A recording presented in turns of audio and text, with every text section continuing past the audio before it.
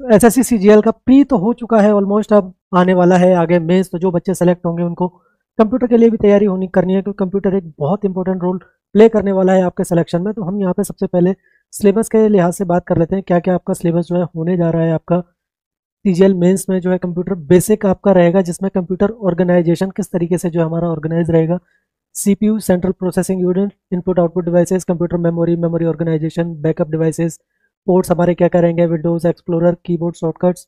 तो ये आपका जो है बेसिक कंप्यूटर के अंदर जो है कवर किया जाएगा। वहीं हमारा आ जाता है फिर सॉफ्टवेयर में Windows operating system including basic of Microsoft Office like MS Word, MS Excel, PowerPoint ETC. तो एमएस ऑफिस के अंदर काफ़ी सारे कंपोनेंट्स अपने होते हैं। उसी के बाद आ जाते हैं working with internet and email, web browsing, searching, downloading, uploading, managing and email account, e banking. और लास्ट है हमारा basic of networking and cyber security, networking devices and protocols, network and information security, threats like hacking, virus, worms, Trojan and preventing measures. तो ये आपका जो है syllabus कुछ इस तरीके से होने जा रहा है। और जहाँ पे आप आज इस दुनिया में एग्जिस्ट करते हैं, जहाँ पे कंप्यूटर ऐसा नहीं है कि कंप्यूटर बेसिकली पीसी है और आप उसको ही, तो इस समय आप जो है आप ये सारी चीज़ें सुन के ना आपको बहुत सारे सवालों के जवाब तो खुद ही मिल जाएंगे। जी हाँ, तो जैसे अगर हम बात करते हैं कंप्यूटर की, तो कंप्यूटर ज़रूरी नहीं है कि आपका सिस्टम है या लैपटॉप है। जो आप मोबाइल यूज़ कर रहे हैं उसमें भी वही सारे कंपोनेंट्स यूज़ होते हैं बेसिकली जो आपके पीसी के अंदर यूज़ होते हैं। तो जब भी अगर हम बात करें इजी वे में, तो कंप्यूटर को समझना बहुत ही आसान है आप सभी के लिए जो एग्ज़ाम देने जा रहे हैं, क्योंकि आप मोबाइल फ़ोन सभी यूज़ करते हैं। और जब आप नॉर्मली अगर मोबाइल परचेज़ करने जाते हैं तो काफ़ी सारी चीज़ें आप इन्फॉर्मेशन के तौर पर पूछते हैं। सपोज़ आप मोबाइल शॉप पर गए और आपने कहा कि मुझे मोबाइल परचेज़ करना है, ठीक है? तो आप मोबाइल परचेज़ करना है, तो आप जानते हैं कि आपको किस चीज़ की रिक्वायरमेंट है। केवल आपको फ़ोन कॉल्स करने हैं, या आपको गेम खेलना है, या फिर आपको नॉर्मल वर्क्स के लिए आपको मोबाइल परचेज़ करना है। तो सबसे पहली चीज़ आप क्या देखते हैं कि मोबाइल की रैम कितनी होगी। तो रैम क्या होती है आपकी दोस्तों, मेमोरी, जो कि प्रोसेसिंग के लिए मेन काम आती है कि आपकी प्रोसेसिंग कितनी हाई रहेगी, वो मेमोरी के ऊपर डिपेंड करता है, रैम के ऊपर। तो पहला पॉइंट रैम, आप समझ गए मेमोरी क्या होती है। तो कंप्यूटर के अंदर भी हम वही बात करेंगे मेमोरीज की, कि मेमोरी कौन कौन सी यूज़ होती है मोबाइल के अंदर। तो मोबाइल आपका क्या है, इनपुट आउटपुट डिवाइस। आप कैसे फाइंड करते हैं, जो भी आप मैसेज टाइप करते हैं ना अपने फ़ोन के अंदर, वो आपका होता है आपके मोबाइल के लिए इनपुट। तो यहाँ पे हम बात क्या करेंगे, इनपुट आउटपुट डिवाइसेस क्या होती हैं। ऑर्गेनाइजेशन ऑफ कंप्यूटर, मतलब किस कौन कौन से कंपोनेंट से बस के हमारा कंप्यूटर बना होता है। उसी तरीके से आपका मोबाइल, तो सारी चीज़ें आपकी इंटरकनेक्ट होंगी आपके डेली वर्क रूटीन के साथ। तो आपको इसको रिवीजन में भी आसानी होगी, क्योंकि आपको काफ़ी सारे कंपोनेंट्स ऑलरेडी जानते होंगे, आपके माइंड में ऑलरेडी होंगे, केवल आपको वेकअप करना है उनका। तो दोस्तों आपके लिए बहुत आसान होने वाला है ये सीजीएल मेंस में। जो आपके क्वेश्चन आएंगे ना, आपके टिप्स पर रटे होंगे, क्योंकि बेसिक चीज़ें हैं और मोस्टली चीज़ें आप सभी यूज़ करते हैं अपने डेली लाइफ में। बस आप जो है इंटरकनेक्ट नहीं कर पाते हैं कि कौन सा सवाल हमारे डेली लाइफ से यूज़ हो रहा है। तो दोस्तों मोबाइल फ़ोन आपका कंप्यूटर ही है जो आपके हाथ में है, उसी के अंदर सारे कंपोनेंट्स हैं। बस उनको समझना है, आपको देखना है कि कौन सा कंपोनेंट्स आपका इनपुट का काम कर रहा है, कौन सा आउटपुट का काम कर रहा है। तो कौन सी आपकी मेमोरी है जो फ़ोन के अंदर यूज़ होती है। आप कहते हैं ना फ़ोन आ रहा है 8 256 4 64, आईफोन आप देख रहे हैं इस समय ट्रेंडिंग में जो चल रहा है कि 256 आपका रहेगा। तो 256 आपकी क्या है, वो एक्सटर्नल मेमोरीज में आ जाती है, जो आपकी स्टोरेज मेमोरीज में। वहीं रैम आपकी कितनी है, 6 GB, 8 GB, 12 GB, 64 GB। ये प्रोसेसिंग के लिए है। और प्रोसेसिंग क्या करता है, सीपीयू। तो मेन सारे वही कंपोनेंट्स हैं जो आपके मोबाइल के हैं।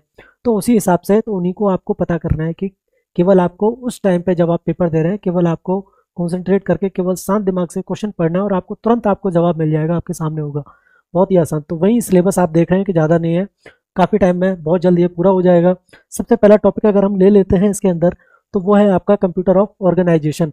तो ऑर्गेनाइजेशन से आप समझ पा रहे हैं कि क्या है हमारा पहला जो पॉइंट है, वो क्लियरली ये बता रहा है कि आपका कंप्यूटर जो है वो किन किन कंपोनेंट के ऑर्गेनाइजेशन से बना होता है। तो वही सारी चीज़ें हैं। तो आ जाते हैं हम, अगर हम देखते हैं, एक आप स्क्रीन पर लेआउट देख रहे हैं, जिसमें सबसे पहला कंप्यूटर में आप क्या करते हैं, मोबाइल के अंदर आप क्या करते हैं, कोई इनपुट आप प्रोवाइड कराते हैं, ठीक है। वो इनपुट जो है वो आपका प्रोसेसर के पास पहुंचता है।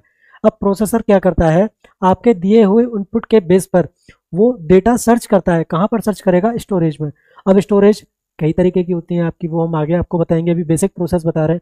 प्रोसेसर क्या करता है, मेन मेमोरीज के पास जाएगा, आपकी रिक्वेस्ट जाएगी, आपकी रिक्वेस्ट के हिसाब से वो फाइल सर्च करेगा, ठीक है। जैसे कि आप मोबाइल फ़ोन के अंदर कोई इमेज आप सर्च करते हैं, कोई पीडीएफ आप सर्च करते हैं। सपोज आपने, अगर आप क्लास ले रहे हैं किसी भी मैथ्स की, रीजनिंग की, इंग्लिश की, तो वहाँ पे आपको पीडीएफ मिलती है क्वेश्चंस की, तो आप उसको सर्च करते हैं कि मैथ्स क्लास 32 31 या कोई भी आप रैंडमली, तो वो आपका एक इनपुट है जो प्रोसेसर के पास गया, प्रोसेसर ने उस इनपुट को स्टोरेज के अंदर भेजा जहाँ पे आपकी फाइल सेव है, तो वो उस लोकेशन पे जाएगा, वहाँ से जो है मेमोरीज के अंदर वो प्रोसेस होगा, ठीक है, या सेकेंडरी मेमोरी के अंदर है, तो वहाँ से जो है आपकी रिक्वेस्ट आएगी प्रोसेस होकर, प्रोसेस होने के बाद प्रोसेसर आपको आउटपुट डिवाइस मतलब डिस्प्ले पर आपको शो कराएगा।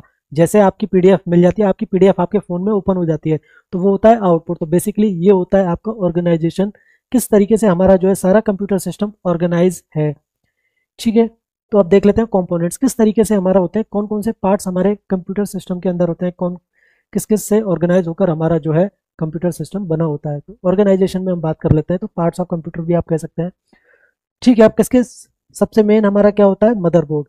मदरबोर्ड वो कंपोनेंट होता है जिससे हमारे सारे कंप्यूटर का सभी कंपोनेंट्स को कंट्रोल करने का एक स्पेस मिलता है, जहाँ पे हमारा सारे कंपोनेंट्स हमारे इसके साथ कनेक्ट होते हैं, और ये सभी को जो है एक एनवायरनमेंट प्रोवाइड कराता है, सभी को अपना स्पेस प्रोवाइड कराता है। जैसे कोई ऑफिस होता है, एक ऑफिस के अंदर काफ़ी सारे डिपार्टमेंट्स होते हैं, सभी में अलग अलग लोग काम करते हैं, लेकिन प्रोसेसर जो हेड होता है वो सभी को कंट्रोल करता है। तो उसी तरीके से एक स्पेस आप क्या होता है, वो मदरबोर्ड आपको एक स्पेस मिल गया जिसके ऊपर आपकी रैम लगती है, प्रोसेसर लगता है, ठीक है, आपकी इनबिल्ट डिवाइसेस कनेक्ट होती हैं, आपके पोर्ट्स इसके ऊपर होते हैं, सारी बसेस आपकी होती हैं, सारी मेमोरीज इसके पास कंट्रोल होती हैं, और साथ ही साथ ये सभी को पावर्स प्रोवाइड कराने का भी काम करता है ताकि सब अच्छे तरीके से काम कर सकें, ठीक है। उसी में रैम के आपके स्लॉट होते हैं।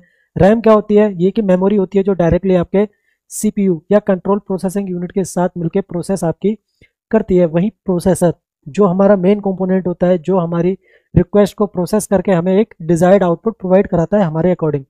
वहीं हम बात कर लेते हैं कीबोर्ड।